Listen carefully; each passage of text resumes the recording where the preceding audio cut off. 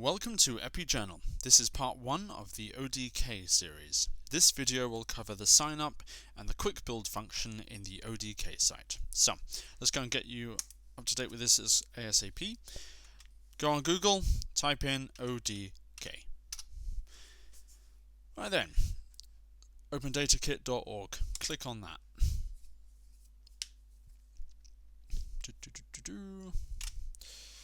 Alright then, has changing to different sites and yada yada yada. Keep going down. Okay, cool. So getodk.org, click on that.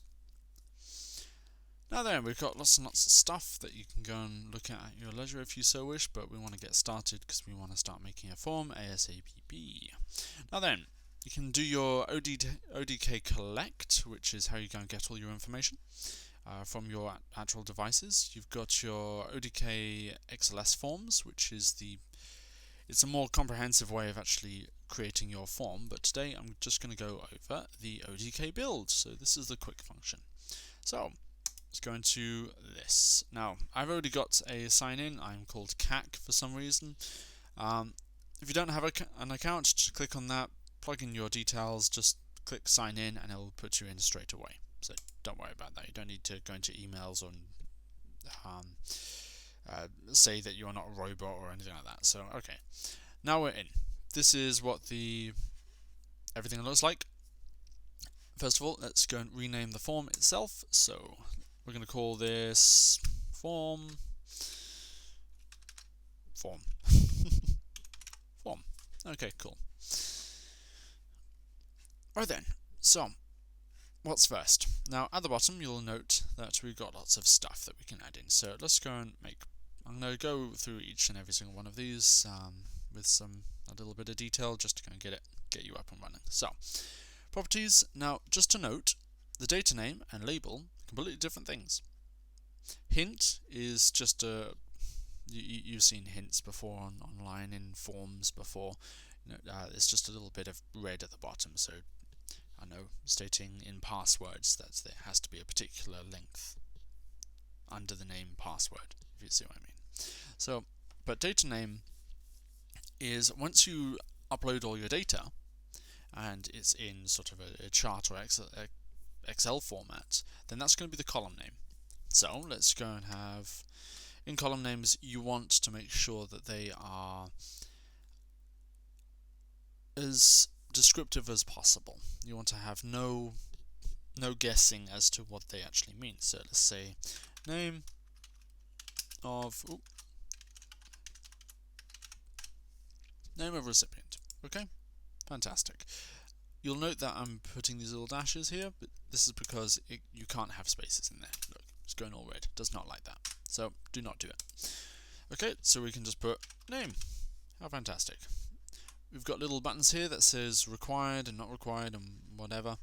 Let's go and say required because it's kind of the first thing that you need to be kind of knowing, or you can go and have a particular ID name or anything you want.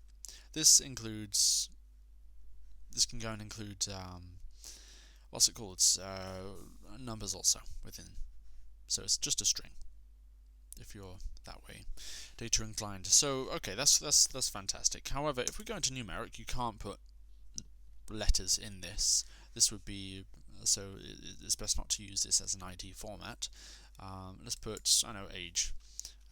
Age of recipient. Cool. We just put age there. Say it's required because it's an easy thing to go and get. We can have a valid range in here to go and make sure that the data entry people aren't mucking things up by calling someone 150. I think it's 140 was the oldest person, but regardless, let's go and keep that as 0, or maybe the youngest person is maybe 15 or older or whatever, but let's go and keep 0. Let's make that person 100. That's the maximum that you can have. You can go and include 0 in your thing. So if you don't press that and you leave it as is and the data entries go out in the field, then now what's going to be happening? A person goes and finds an infant and they want to catalogue them in a particular house. They're not going to be able to go, if they're under 1, they're newborn, they're not even 1 year old, then you're not going to be able to go and put that in unless you add in inclusive. Okay? So then, how fantastic. You got some advanced stuff if you so wish. Show question if, and you got type of, you can have integer or decimal places, you can have text box slider, you can particular graphics in it if you so wish. Okay, so that's that. Okay, let's go into date and time. Let's say date of interview. Okay, so let's just put date there. Required because you need that in there. You can go and put your minimum, maximum. Look, it's not when you're putting in your min and max now. It's coming up with a date there. Let's not put a range in there, or you can have your study period that you're looking at in there if you so wish. The kind of date you so want. Type, yeah. Put that in there. Okay, that's done. That's pretty simple if you like this. It's nice that they have a little box at the bottom that goes and has a little bit of a descriptive of what it's actually talking about. Oh, calculate. This is a calculation field. That's really cool. Now then, so let's say if someone puts in their date of birth, then you can go and put a little calculation thing in there, and then you can figure out from their calculation how old they are on the date of the interview, right? And that would be in the age or number. Anyway, so that's done. Let's do time. Time taken to get to well, I don't know, or something like that. Or time to water. And we can time it takes to acquire water. We can have our hints in there. Default value, we can have 1 hour. 1 hour, something like that, I don't know. So it's required, not required, doesn't really, yeah. Show question if, constraints, constraint invalid text. You can have, it's nice that you can go and have invalids. And again, calculations based on, for whatever reason, based on other fields, if you see what I mean. So other than that, we can go and have location. Now location's interesting. Let's say location GPS. That's pretty self-explanatory. We can call that GPS too. GPS, wicked. So let's say this is required. You can't move on unless this is actually filled in. Now, what kind of a GPS is this? Is it a shape? Is it a path? Is it a point? Stick to the point, because if you're just identifying one single point, then that should be a point. Default GPS, standard used. Most smartphones have a GPS function, right? You don't exactly need internet to go and acquire this GPS function. So this is, and you'll in your phone, once this is on a mobile device, it will try and chuck up some GPS results from where you're actually situated, depending if you can even go and get signal wherever you are. So once that's done, fantastic. And then it'll take a while to go and get that done. So normally chuck that at the end, just because you don't want to be just sat there and wasting time, right? So then, other than location, let's go and chuck in a bit of media. Okay, so media, I'm going to call this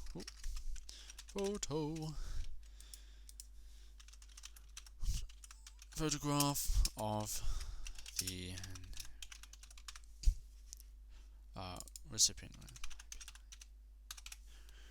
Photo of the recipient. Okay, so if you're taking an interview for a person in household, then you can go and take a picture. What kind of picture? You can go and have an image. You can have your image, selfie, annotate, draw, signature, audio, video, selfie video, whatever. Once it goes and gets to this section, then it'll have a little button that will go on your phone that will say take picture now, right? And you can, I don't know how you calculate anything from this, but apparently you can. Okay, barcode. Barcode's pretty cool because you've got the little square barcodes. If you're doing anything lab related, then this may be useful for you. So lab barcode, label barcode, Doesn't really have anything on that. It'll ask to go and send a picture or something like that, right? Okay, choose one. This is a cool option where you can go and say, choose one. Let's go sex. Nope. Lowercase, uppercase. Required. You can have required text. There we go. So we can have male, or we can have female. This is a pick one. You can't be both at the same time. Well, unless you have some genetic quirk. So whether it's cascading or not. So use a sort of little drop down thing. Yeah, leave it at that. You have a little table. No, don't really matter. Okay, and then you maybe for something there where you can go and select multiple points. You can have, I don't know, education. Education, that would be called education. And then you have the same thing. We'll have primary,